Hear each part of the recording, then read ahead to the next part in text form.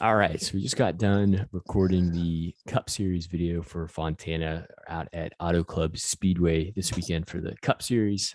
This video is going over the Xfinity Series, but real quickly, just wanted to say thank you again. If you haven't watched the Cup Series video, our Daytona video last week was the most viewed video we've put out on the channel yet. Got the most likes. We gained the most amount of followers on our Twitter, which is at FastCarsFM. That's where we're going to be posting all these final spreadsheets with final thoughts. This video is more of a initial interests, initial thoughts, pricing reactions. Guys, we're curious to watch for, kind of ones to watch this weekend, how you should approach the weekend. And then as the slate locks, or as the slate gets closer to locking, we'll post our picks. Not really a video, but we'll post our pick spreadsheet, which you can get on Twitter. Again, it's at FastCarsFM. So the goal that we have this year is to get up to 1,000 subscribers. We're at 270 right now, so it'd be really cool to get up to like, I don't know, 285, 290, even maybe 300 by the end of the weekend. So that's the goal. Every small step gets us to 1,000. So grateful for everybody that clicks on this, everybody that likes it, everyone that supports it. We don't charge anything. So if you want to support us, that's the way you do it. Just share it and interact with us and have a good time. So it's me, Crazy Kev, again. I'll go through kind of the race preview and initial thoughts here, and we'll kind of go through again some guys we're curious about, some guys we want to watch for. But a lot of this is pretty similar to the Cup Series preview. It's, this race isn't as long. It's 150 laps, but it's still on the 2-mile oval. It's still a high tire wear track. Anytime you pit, you're going to be putting 4 tires on. It's a low grip racetrack. Tire management's really important. Haven't raced here since 2020. So if you're looking at data, you have to go all the way back to 2020 to find it. At Daytona, Dominator points really didn't matter. They were irrelevant. But now that we're kind of back to a traditional racetrack, like, you got to really consider who those dominators are, because if you're not playing the guy who's leading laps, if you're not playing the guy who's picking up the fast laps, you're not scoring points, and you're definitely not going to have the optimal lineup. So dominator is really important. If you look at track history, usually they're coming from the top 2 rows. So that's really important for us to figure out who qualifies up front, because this, even though it's a wide track, it's difficult to pass. So really pay attention to the practice data, the qualifying data, maybe even track history too. If you're like, okay, I could see maybe Ty Gibbs or Noah Gragson being the dominator, maybe even both of them. Like, which one do I lean with? And you'll use a lot of the information this weekend to find that out. This track usually is pretty green. It's a relatively large track, so you're going to see really crazy restarts at the beginning, and then all the cars are going to spread out, and it should be a lap burner. Should be, but you never know with the Xfinity Series. It only takes one guy in the field, or girl sometimes, to have an accident or make a mistake or have a mechanical failure, and then boom, the whole field stacked up and the whole slate can change. So we're going to prepare a little bit more for a green race. It's still a high speed, track. Running the wall is high risk, high reward. So the closer you run to the wall, usually the faster your lap times are going to be. However, you also run the risk of getting in the wall and, having a mistake. So drivers who are able to have that skill set usually perform really well here. And yeah, anything else you really want to add, Kev, for the Xfinity Series preview? Maybe how the Xfinity Series is a little bit different than the Cup Series? Yeah. So, I guess the first thing I'll mention is, I'd really pay attention to those practice and qualifying times. We haven't been here in 2 years. So, and I think it's about a third of the field or so hasn't ever actually run here. So there's that previous data is good for 2/3 of the field. I think it's probably a pretty important thing to look at this week, considering we're running pretty much the same car. The driver's skill level isn't quite the same as it is in Cup. So that previous track data is going to be pretty important, and I think a little more useful for you here. But then those practice and qualifying times I think is going to be where it's at this week, just with the third that's never run here before. You probably see throughout practice some of them starting to figure it out. And if that's the case, I'd probably factor that into your decision between 2 guys. One guy's kind of been trending up, figuring out the more laps he puts down. I might probably want to go his way a little bit more, just because he seems to be figuring it out. And like Andrew said, it's going to be high risk, high reward running that wall. So we might see an extra wreck or two here compared to the Cup, but I think it'd be something to pay attention to. Is just the data you get from this week, and then that previous track data is going to be a little more important for this series. Yeah, it's a really good point. Like Kev says, with the Cup Series, you have the next gen car, so there's all those unknowns. Well, yeah, the Xfinity Series, it's a new year, but it's the same car, they were running last year. So it still is important to have practice and qualifying and look at that data. Just because you ran well here in the past doesn't mean you're going to run well here again, this weekend. But if we didn't have practice and qualifying, that would be the only thing that we'd be going off of. So I think it's more relevant, to look at previous track history for the Xfinity Series this weekend than it is for the Cup Series. Just know if you are taking in some of the practice and qualifying data, like you only have a handful of hours on Saturday, because they'll practice, they'll qualify, and then a couple hours later they're going to race. So everyone's usually busy on the weekend. So maybe set a reminder in your phone or something to, if you are playing this late, to, set your lineup after qualifying, because not even all the drivers are going to make the field. Usually Draftkings will notify you if you're rostering a driver who doesn't make the field. But if you're plugging in your lineup before practice and qualifying, best of luck to you. So if you haven't watched the Cup Series video, the purple drivers are a new thing. We're testing it out. So kind of let us know in the comments below if you like that. But, if you like this, just kind of, structure of the video compared to kind of what we did last year.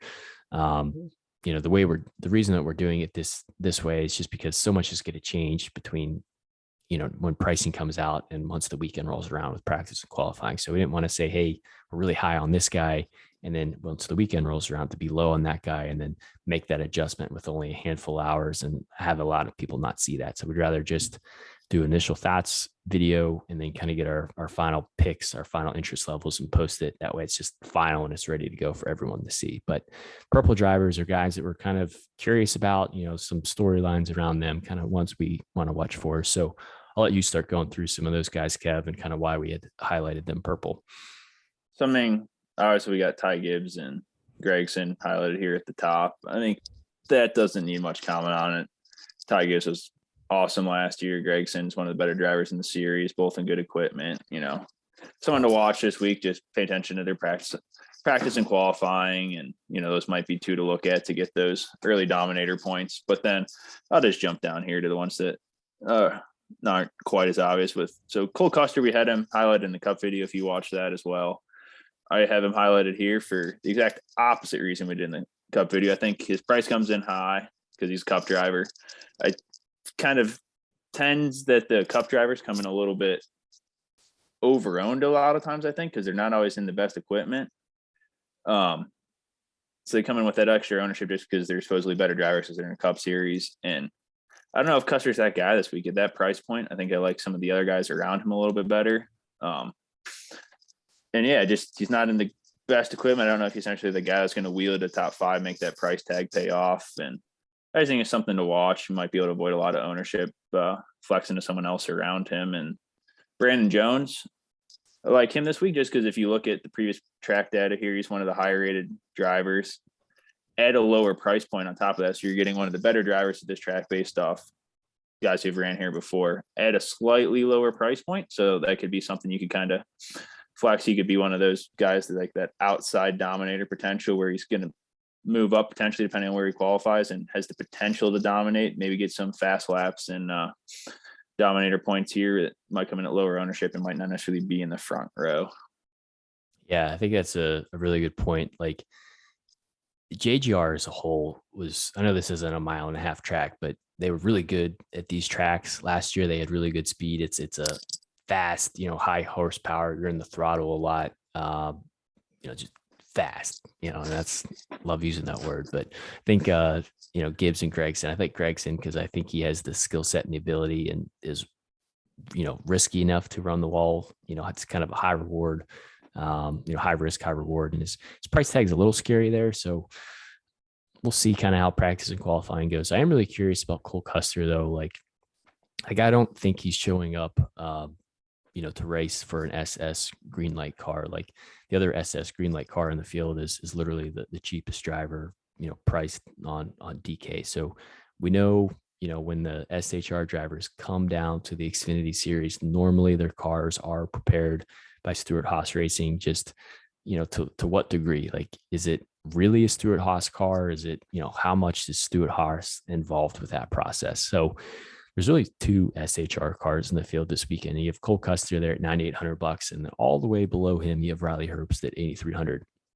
Cole Custer is probably obviously a better driver than Riley Herbst, but if they're more or less in the same equipment, I think Cole Custer is going to draw a lot of ownership, like Kev said, just because, it's a Cup driver. He's, I guess Daniel Hemrick, I think, is in the field too. I have to look, but yeah, there he is. Hemrick's in the field. I guess technically he's relatively a Cup driver too, but Custer's probably going to get a lot of ownership. So maybe looking at Riley Herbst, who's in the same equipment, maybe he's not the same level of driver, but it gives you a lot of salary relief. And then you can plug more or less, an Xfinity regular in there, like Kev was talking about, maybe like Brandon Jones or Justin Allgaier. Like that's why we have them highlighted in purple, because we're curious. Like, we're curious to see where that car is at. We're curious to see, as we watch more content, as we read more articles, like, what are people saying? Like, if Cole Custer is going to be that high owned, pivot and look elsewhere. It's a good way to differentiate yourself. Usually for the Xfinity series, you kind of have like a stars and scrubs, type of lineup approach. And so as we start to scroll down, it's interesting. The Xfinity series has a pretty good field this year. So some guys who weren't as cheap, who were more expensive last year, are actually cheaper this year because we've gotten more quality drivers in the field. So like Jeremy Clements, Ryan C., Brandon Brown, like, Jed Beeford, Tommy Joe, like, not that they were significantly more expensive last year, but it's definitely pushed them down on the DK price range. So I'm really curious to kind of see, of those drivers, who's kind of going to work out for you there. And as far as like punt plays go, I think, again, the punt plays are tough. Like, you just really have to kind of see who has good speed, maybe who has some good place differential opportunities, but you're going to need some of these ugly plays. But just initial thoughts, just looking at it, from a 1,000-foot view, I really like Bailey Curry in that JDM 4 car, $5,300. We saw him getting in that car a couple of times last year, have top 20 speed, finish top 15 a handful of weeks. This is kind of like I don't want to say a dream opportunity for him, but it's a much better equipment, than he was running at Mike Harmon Racing, and just having mechanical issues, left and right. So those are some guys we're curious about. Not that, we're high on any of them or low on any of them, because again, all of this is going to change. And that's why you have to go to our Twitter. You got to go to @FastCarsFM, because we'll post the final spreadsheet thoughts, and any questions, comments, feedback, ask us on Twitter, ask us in the YouTube comments below. But it should be a much different weekend than we saw at Daytona. Hopefully, from a DFS perspective, kind of long green flag runs are a little bit easier to predict than crazy restarts that, tilt the entire slate. But nonetheless, we're looking forward to it. And any other final thoughts from you, Kev? Any guys in there that I didn't talk about that you wanted to touch on? I'll just make a quick comment on some of these, like, quote unquote punt plays, just especially with the Xfinity. You just want to pay attention to qualifying practice, like, see who might be having some mechanical issues and whatnot, because especially with Xfinity and these punt plays, we tend to see a lot of mechanical issues and just, DNFs and stuff like that. So you just want to be wary of that, pay attention to practice and what have you, so that you don't end up having someone who might have a mechanical issue. And it's kind of what we're basically trying to avoid with these punt plays in Xfinity, is just avoid the mechanical issues, hopefully finish on the lead lap, and that'll pretty much pay off, because there's going to be guys that don't finish, get laps down, and, depending on how they qualify, your guy can move up just simply by finishing the race on the lead lap. Yeah, it's a really good point. And it's always interesting to find out, what of the punt plays are going to bust and what punt plays, are going to work out. But remember, qualifying is on Saturday. The race is on Saturday. There's only a handful of hours in between that. So most people got plans going on Saturday. They're busy. So if you don't want to do this work, yourself, if you don't want to take time to build, lineups, just, again, go to our Twitter. It's @FastCarsFM. You can easily see all of our interest levels you can easily see who we're high on, who we're low on. Hopefully help you narrow your driver pool, and easily, build a line for the race on Saturday. So yeah, that's all we'll do it for the Xfinity series. Like I said, the Cup Series video is up right now. That'll be all the videos for the week. Everything else from us from here on out till next weekend is going to be over on Twitter. But again, we'll still be checking YouTube for any feedback, comments, or just anything that we get here. But yeah, if we could get up to like 285, 300 subscribers by the end of the weekend, that would be amazing. But other than that, thank you guys for tuning back in, and best of luck this weekend.